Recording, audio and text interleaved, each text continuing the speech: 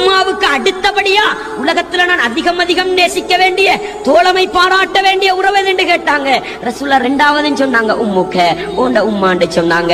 அவர் திருப்பி கேட்டார், அல்லாஹ்வின் தூதரே, ஒன்னாவதும் சரி இரண்டாவதும் சரி மூணாவது இடத்துல வச்சு தோழமை பாராட்ட வேண்டிய உறவு என்று கேட்டாங்க.